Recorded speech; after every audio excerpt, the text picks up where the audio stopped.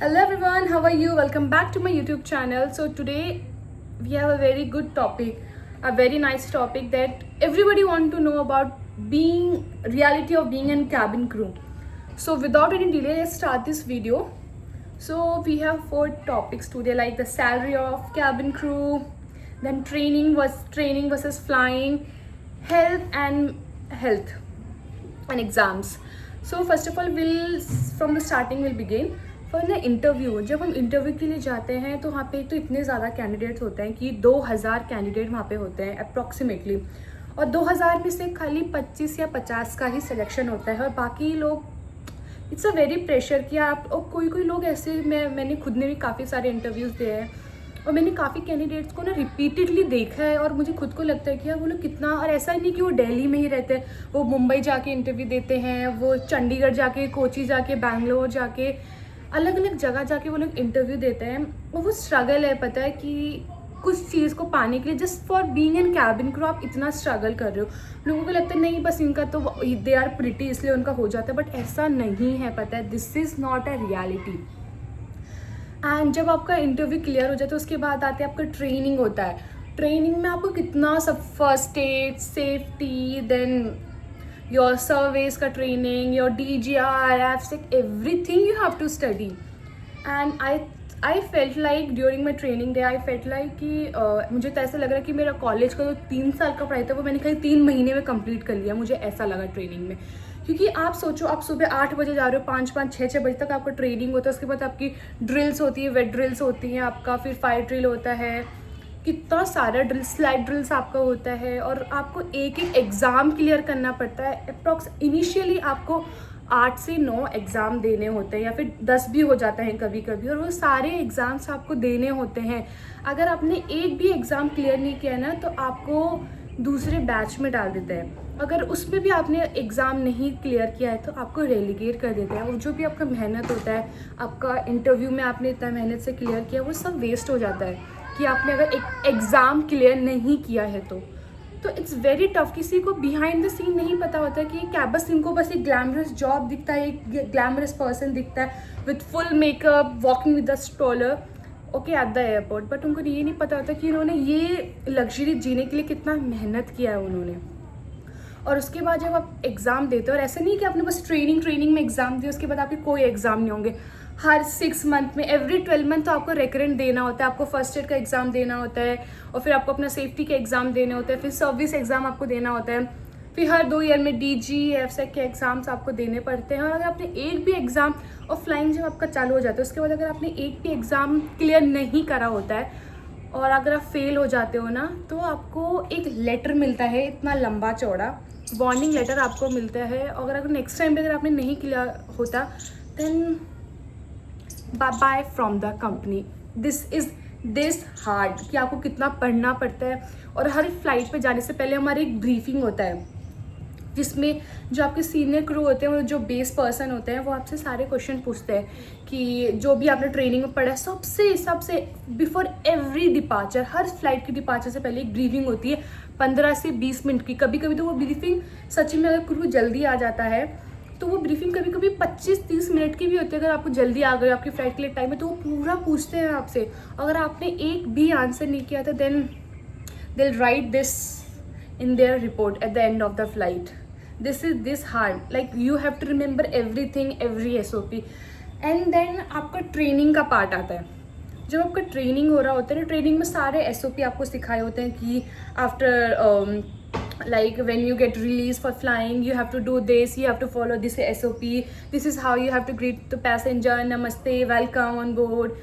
and कुछ SOP होते हैं कि इस तरीके से आपको सर्विस करनी होती है, इस तरीके से आपको सेफ्टी चेक्स लेना होता है आपका।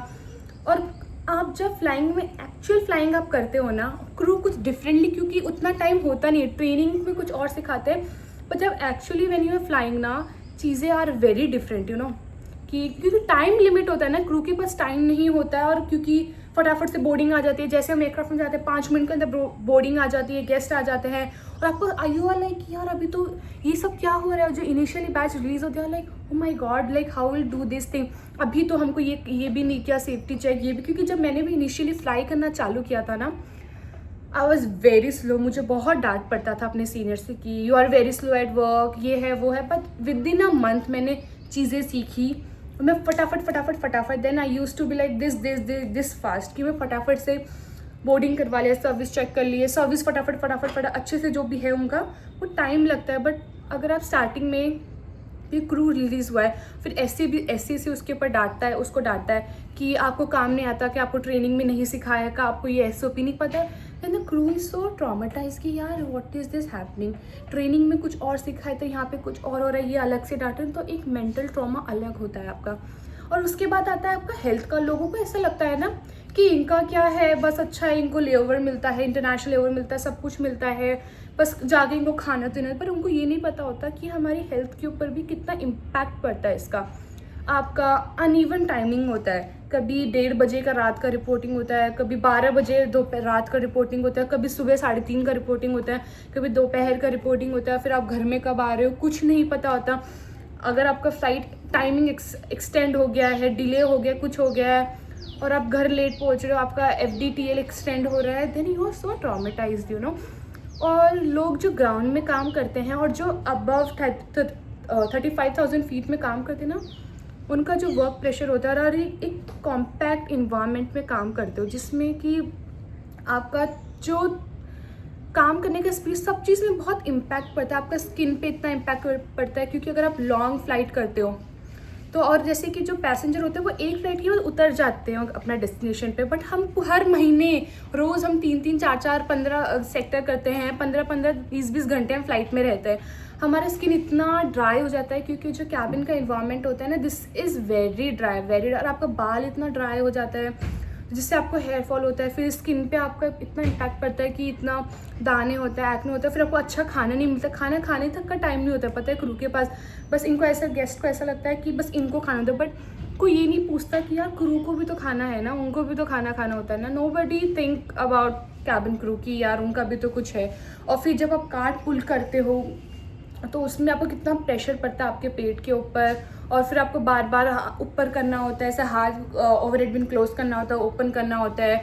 और फिर देन उसके बाद कभी कभी क्या होता है कि क्या नाम से आपको बार बार नीचे झुकना पड़ता है अपने कार्ट में से सामान लेने की। You have to go down and come up again.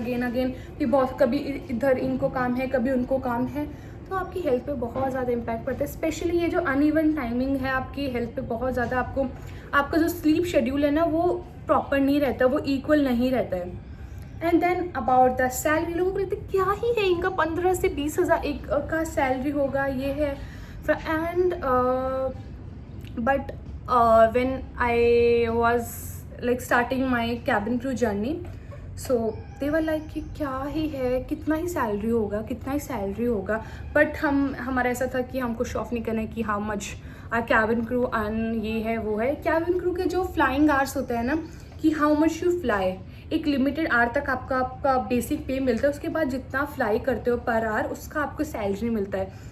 फिर आपका लेबर अलाउंस अलग है, डोमेस्टिक अलाउंस अलग है, आपका डेड हेड अलाउंस अलग है, आपका FDTL, सबका अलाउंस मिला के एक अच्छा सा eight the end of the month आपको सैलरी मिलता है। But it's like how much you fly and how many international destination you have covered. So this was this for these four topics, and I hope you like this video. And please, whenever you meet any cabin crew, smile and just talk very politely to them, because you never know, you don't know the behind the scenes struggle. So this was this for the video, and I hope you like this video. Subscribe to my YouTube channel for such videos. Bye, see you, namaste.